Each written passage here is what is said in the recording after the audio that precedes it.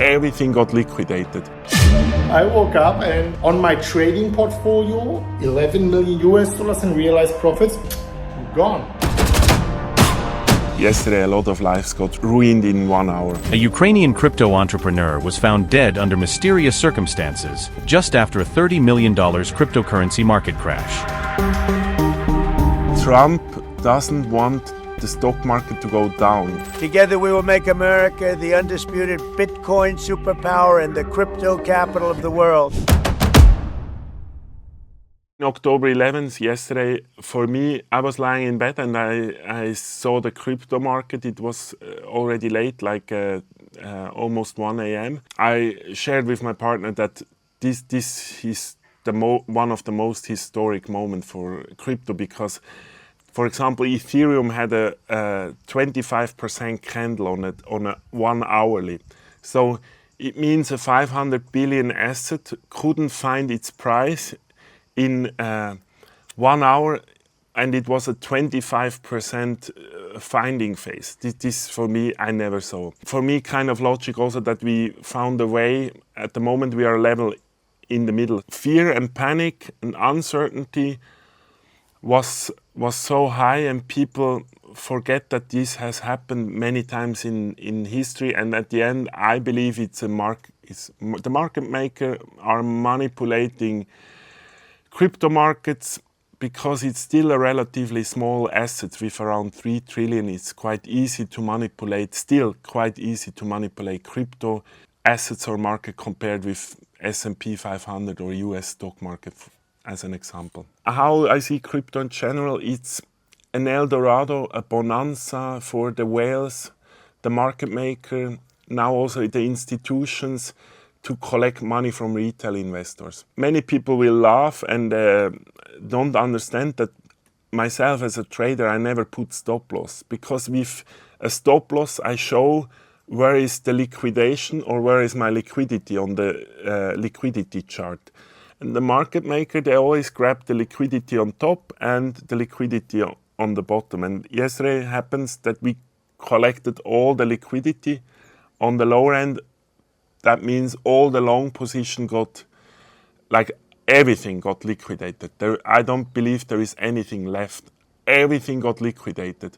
Maybe those like me without the stop loss got saved, or I kind of went out as always right before the crash because I don't like uncertainty, and it was showing for a while already we are in an uncharted territory. Either we pump or dump, and usually I go out of the market. It's quite a simple. I have a really boring once a week trading strategy. I'm a trader since 20 years. I traded Forex, options. I made more money with trading than my first salary. I was working at Credit Suisse. Of course, there I had access to Bloomberg terminal. I had enough time to follow the market, blah, blah. I would say the most fundamental principle, I would say many traders still don't understand, is the max drawdown. You want to avoid the max drawdown, that's what I do. Or if you can also call it, you want to avoid volatility. You can use volatility if you are smart, but it's difficult to time.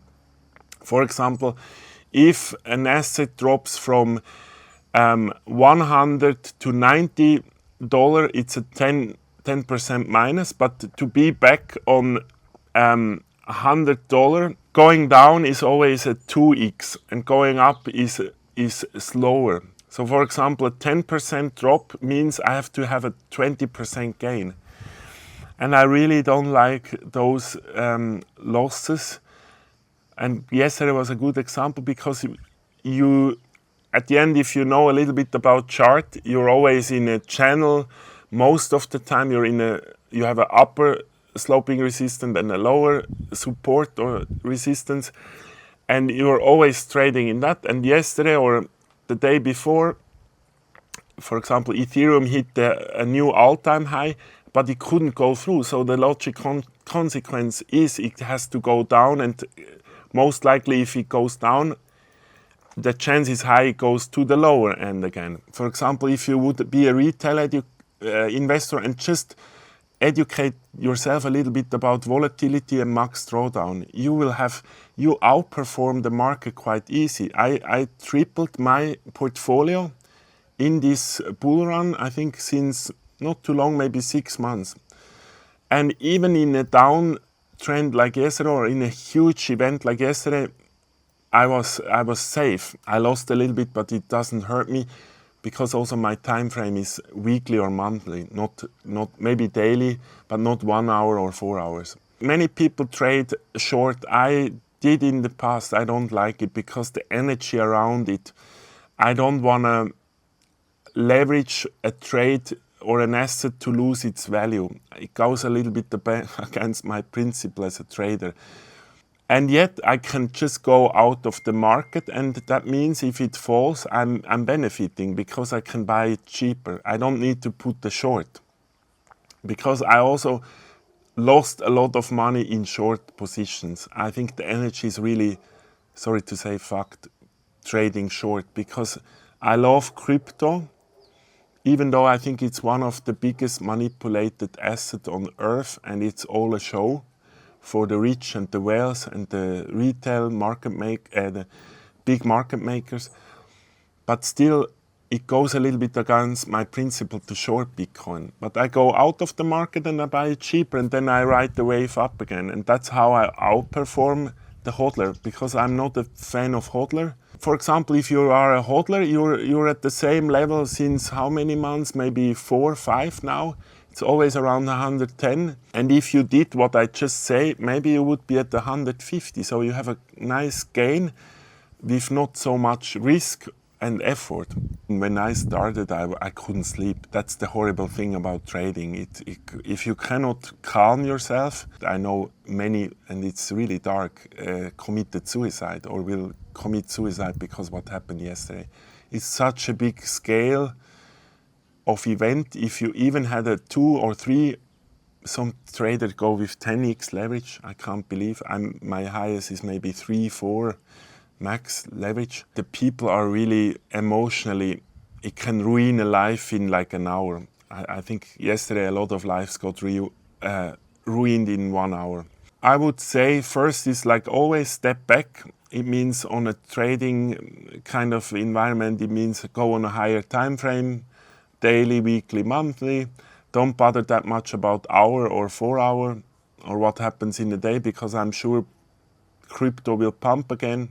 Because I see, maybe as a side note, I see crypto as now the biggest place for insider trading for politicians. So Donald Trump made a phone call to a few billionaires, market maker. They dumped their coins before he made the announcement of the trade war. And then 2 weeks later, after talking to his buddy, Xi Jinping, they will find a solution, like the same what happened in March. The chance is very likely the market will pump again. Why? Because also Fed is printing money. We will see lower interest. In my opinion, Fed cannot raise interest and no means, because I believe we are very close to recession, maybe already started. And maybe another side note, Trump doesn't want the stock market to go down. But Trump is also a puppet, and with all the love and respect to Trump, I like the fact he's president, and yet still he's a puppet of the big money and the big puppet masters. So he wants a thriving stock market. But why they choose Trump, and maybe some people will understand, is because he's the perfect guy to create volatility. He's the perfect guy for this pump and dump, and the pump and dump is literally the big guys stealing the money of the small guys.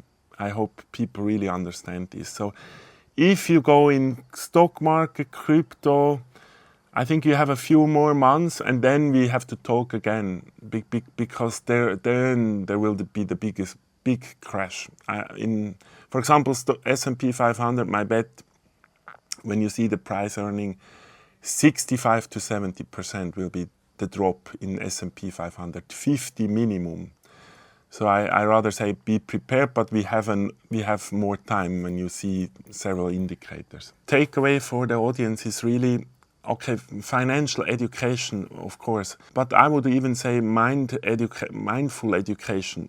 Crypto, I love and respect him. He's a top 5 trader.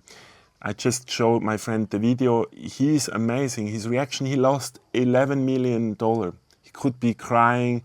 He was smiling. He was like, okay, I still made 16 million. So I don't need to bother, but that's the right approach. And then maybe the second one, never trade with money you're not willing to lose. Even myself is really that money you have in any, I mean, real estate I love. I'm a big fan and made a lot of money in real estate. That's a different one. Stock markets, more volatile assets, all the money you have, you can lose. There were good examples of big companies collapsing and you lost everything, like banks, airlines, blah, blah, blah. You never have a certainty. Even the biggest companies can go belly up through market disruption, etc. So be prepared that you lose everything. Maybe the third one, realize profits. Crypto is smart. He took 16 million into safe books. I did the same. I took already 1/3 of my portfolio. I took already in dry books. I mean, you cannot, and that was the issue yesterday. A lot of people had a lot of unrealized profit. It was all wiped out. Nothing on your savings account, and that's not only sad but also stupid. I wish everybody a good continuation, because I'm still very bullish. And if we are able to break the super cycle, the upper sloping resistance, I think at the moment is around 130K US dollar on Bitcoin. If we can go through that 11 years resistance, it will go parabolic and nuts.